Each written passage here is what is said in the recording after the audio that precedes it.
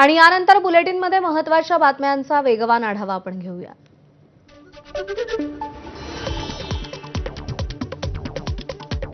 विधान भवनात बॉम्ब ठेवल्याचा धमकीचा ईमेलनंतर एकच खळबळ, पोलिसांकडून सखोल शोध मोहीम, बॉम्ब शोधक पथक, श्वान पथकाकडून शोध, अखेर ही अफवा असल्याचं गृहराज्यमंत्र्यांचं स्पष्टीकरण।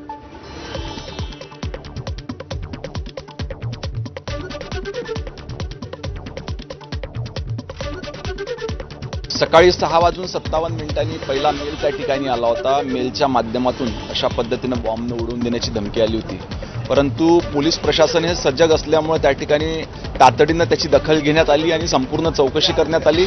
आता कोणीही त्या ठिकाणी भीती बाळगण्याचं कुठलेही कारण नाही। जवळजवळ तपासणी त्या ठिकाणी पूर्ण झालेली आहे। विधान भवन असो किंवा हायकोर्ट असो आणि बॉम्बे स्टॉक एक्सचेंज अशा काही ठिकाणी देखील मेल त्या ठिकाणी आलेले होते, परंतु तपासाअंती त्या ठिकाणी हा मेल खोटी असल्याची प्राथमिक माहिती त्या ठिकाणी आहे। विधान भवन परिसराचा पूर्ण तपास झाल्याशिवाय कामकाज सुरू करू नका, आमदार रोहित पवारांची मागणी। फक्त भीती दाखवण्यासाठी धमकी दिली की आणखी काही कारण, याचा तपास झाला पाहिजे, रोहित पवारांचं वक्तव्य। बॉम्ब ची धमकी तिथं दिली गेली असेल, मग काळजी तर घेतलीच पाहिजे। कुठून फोन आला, कसा फोन आला हे बघण्याची जरूरत आहे। होम डिपार्टमेंटच्या माध्यमातून इन्व्हेस्टिगेट करून तपास करून जो कुठला व्यक्ती असेल त्याला ताब्यात घेणं महत्त्वाचं आहे। आणि अशा पद्धतीने मुद्दामूनच फक्त भीती दाखवायची म्हणून त्यांनी तिथं धमकी दिली होती का त्याच्यामागे काय वेगळं होतं हे आपल्याला नक्कीच बघावं लागेल। पण तपास झाल्याशिवाय अधिवेशन चालून देऊ नका, एवढी मात्र विनंती एक आमदार म्हणून आणि नागरिक म्हणून तिथे मी करतो। विधान भवनातील बॉम्ब शोधक आणि नाशक पथकाकडून 3 तास विधान भवनात तपास, काहीही आढळून आलं नसल्यानं सुटकेचा निश्वास। विधिमंडळाला धमकीचा ईमेल आल्याप्रकरणी प्रशासन अलर्ट, आज विधिमंडळात अभ्यागतांना प्रवेश दिला जाणार नाही। विधिमंडळ प्रवेश पास एका दिवसासाठी बंद ठेवण्याचा निर्णय। दिवंगत अजित पवारांच्या अपघाती निधनावर आज विधानसभेत चर्चा होणार, विरोधकांच्या 293च्या प्रस्तावावर चर्चा, महाविकास आघाडीचे नेते मुद्दा उपस्थित करणार। आमदार रोहित पवारांनी काँग्रेस नेते राहुल गांधींची भेट घेतली, अजित पवारांच्या विमान अपघातावर दोघांमध्ये सविस्तर चर्चा झाली। पायलट म्हणून राहुल गांधींनी अनेक बाबी सांगितल्या, भेटीनंतर रोहित पवारांची प्रतिक्रिया। शिवसेना राष्ट्रवादीची पक्ष आणि चिन्हासंदर्भात आज सर्वोच्च न्यायालयात सुनावणी, सरन्यायाधीश सूर्यकांत यांच्या खंडपीठापुढे सुनावणी होणार। 3 वर्ष चाललेल्या या प्रकरणामध्ये न्यायालय कोणता निर्णय देतंय याकडे लक्ष। महाराष्ट्राचे पहिले मुख्यमंत्री यशवंतराव चव्हाणांची 113वी जयंती, उपमुख्यमंत्री सुनेत्रा पवारांनी प्रीती संगमावर जात अभिवादन केलं। चिमुकल्यांमध्ये उपमुख्यमंत्री सुनेत्रा पवारांची क्रेज, यशवंतराव चव्हाणांच्या स्मृतींना अभिवादन करण्यासाठी सुनेत्रा पवार साताऱ्यातल्या कराडच्या प्रीती संगमावर, लहान मुलांनी सुनेत्रा पवारांचं स्वागत केलं। नाशिकच्या त्र्यंबकेश्वरमध्ये काँग्रेसची आजपासून 2 दिवसीय उत्तर महाराष्ट्र लोकप्रतिनिधी कार्यशाळा, काँग्रेसचे प्रदेशाध्यक्ष हर्षवर्धन सपकाळ, काँग्रेसचे ज्येष्ठ नेते बाळासाहेब थोरातांसह अनेक महत्त्वाचे नेते उपस्थित। मांजर आडवी गेली तर काय करायचं असतं हे महिलांना चांगलं माहिती असल्याचा टोला सुनील तटकरेंनी विरोधकांना लगावलाय। कर्जत पंचायत समितीवर राष्ट्रवादीची सत्ता स्थापन झाली आहे, यावेळी घेण्यात आलेल्या कार्यक्रमात तटकरेंनी शिवसेना आमदार महेंद्र थोरवे यांच्यावरही निशाणा साधलाय। अहिल्यानगरच्या राहुरी विधानसभा निवडणुकीच्या पोटनिवडणुकीआधी प्राजक्त तनपुरेंच्या भाजप प्रवेशाच्या चर्चा, मात्र भाजपमध्ये कोणाला प्रवेश द्यायचा याचे अधिकार मुख्यमंत्र्यांना, तनपुरेंच्या भाजप प्रवेशाच्या चर्चांवर सुजय विखेंची प्रतिक्रिया। तिकडे विलिनीकरण होता भाजपमध्ये आले की काय आम्हाला माहित नाही। अगोदर तिकडे विलिनीकरण करायचं होतं, तिकडून काय व्हायना, आता ते भाजप समोर विलिनीकरण करायचा अधिकार त्यांनी तनपुरेंना दिलाय का असा माझा प्रश्न आहे। त्यांना वाटत असेल की त्यांनी यावं भाजपमध्ये, तो त्यांचा निर्णय आहे। भाजप त्यांना घेणार की नाही हा निर्णय मुख्यमंत्र्यांचा आहे। सोलापूर जिल्ह्यातील सांगोला पंचायत समितीवरील शेतकरी कामगार पक्षाची गेल्या 55 वर्षांपासूनची सत्ता संपुष्टात येणार। माजी आमदार दीपक साळुंके पाटील यांच्या गटातील 3 पंचायत समिती सदस्यांचा भाजप प्रवेश, आज भाजप सत्ता स्थापन करणार। रायगड जिल्हा परिषद अध्यक्षपदाचा उमेदवार ठरला, भाजपच्याच मंगेश वाकडीकरांच्या नावाची घोषणा, मात्र अजून उपाध्यक्षपदाचा उमेदवार ठरला नाही। सांगलीच्या आटपाडी तालुक्यातील निंबवडे जिल्हा परिषद गटातून पराभूत झालेल्या शिवसेनेच्या विद्या मोटेंची कोर्टात याचिका. दडपशाहीनं निवडणुका झाल्याचा मोटेंचा आरोप. भाजपच्या विजयी उमेदवार आणि निवडणूक आयोगाविरोधात याचिका दाखल. इलेक्शन कमिशन आणि न्यायदेवता यांच्यावर आम्हाला असलेला विश्वास आणि त्या विश्वासापोटी आम्ही आमच्यावर झालेला अन्याय, आमच्या मतदारांवर झालेला अन्याय याच्यासाठी आम्ही आज इथे आलेलो आहोत. इलेक्शन हे फेअर नाही झालेलं आहे. हे कसं नाही का झालं नाही, कसं नाही झालं त्याचे सगळे पुरावे आम्ही लोकांसमोर मांडलेले आहेत आणि आज आम्ही विटा कोर्टामध्ये येऊन आमची पूर्ण याचिका दाखल केलेली आहे. धाराशिव जिल्हा परिषदेत शिवसेनेचे गटप्रमुख पद तानाजी सावंत गटाकडे. सावंत समर्थक विकी चव्हाणांची गटनेतेपदी निवड. अंतर्गत गटबाजी नसल्याचा संदेश देण्याचा नेतृत्वाचा प्रयत्न. सिंधुदुर्गात राजू शेट्टींच्या नेतृत्वात शेतकऱ्यांचा जिल्हाधिकारी कार्यालयावर मोर्चा. नुकसान भरपाई देण्याच्या मागणीसाठी आंबा काजू उत्पादक शेतकरी एकवटले. मुख्यमंत्र्यांच्या बैठकीच्या वेळी या औषध कंपन्या जे काय चुकीचं औषध किंवा लोकांची फसवणूक करतात, MRP वेगळीच असते, किंमत वेगळीच असते. ही जे फसवणूक आहे या संदर्भामध्ये कृषी खात्याचं जे क्वालिटी कंट्रोल आहे किंवा बाकीच्या यंत्रणा आहे त्यांनी कडक पावलं उचलावीत यासाठी मुख्यमंत्र्यांचा पालकमंत्र्यांचा आदेश होणं गरजेचं आहे. त्याचबरोबर आता या औषध दुकानदारांनी उधारी वसूल करायला सुरुवात केली आहे, पिकं नाही आहे.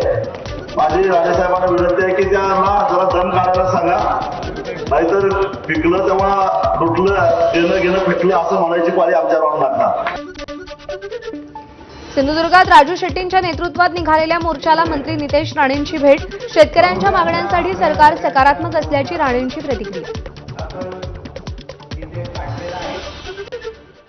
बघा, शेवटी सरकार सगळ्यांबरोबर आहे. सरकार आंबा आणि काजू शेतकऱ्यांबरोबर आहे हा विश्वास देण्यासाठी आम्ही आलेलो होतो. आदरणीय मुख्यमंत्री अतिशय सकारात्मक आहे.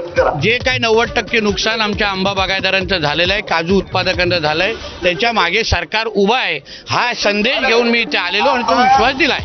आदरणीय मुख्यमंत्र्यांनी कालच कॅबिनेटमध्ये आम्हाला विश्वास दिलाय की काही दिवसामध्येच या बद्दल मंत्रालयामध्ये बैठक घेतली जाईल आणि या बाबतीत पूर्ण आढावा घेतला जाईल आणि मदत कशी द्यायची, किती द्यायची ठरवण्यात. सिंधुदुर्गात नुकसान भरपाई मिळावी या मागणीसाठी आंबा आणि काजू उत्पादकांचा मोर्चा. मोर्चाला समर्थन देण्यासाठी वेंगुर्ले, जावसांडे, देवगड बाजारपेठा व्यापाऱ्यांकडून बंद.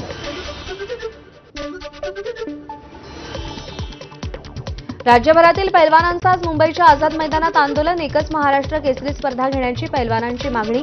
महाराष्ट्र केसरी, हिंद केसरी पैलवानांसह अनेक जण या स्पर्धेत सहभागी होणार.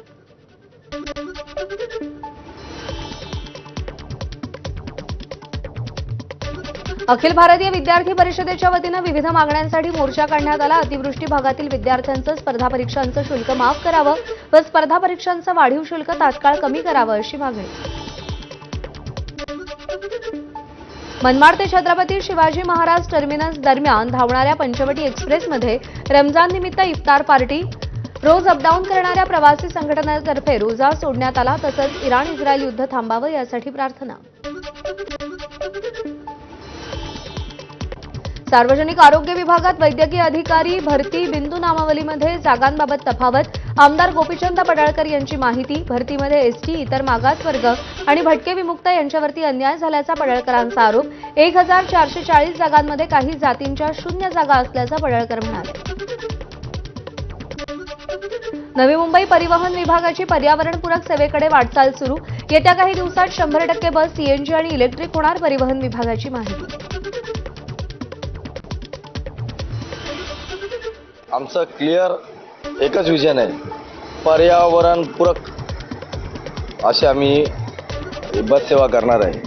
आजही आमच्याकडं ऑलरेडी इलेक्ट्रिक बस आहेत, पण ज्या काही डिझेल बसेस आहेत त्या देखील आम्ही टप्प्याटप्प्यात म्हणजे खूप लवकरच ते कमी करून 100% पर्यावरणपूरक ही सेवा नवी मुंबईला मिळेल.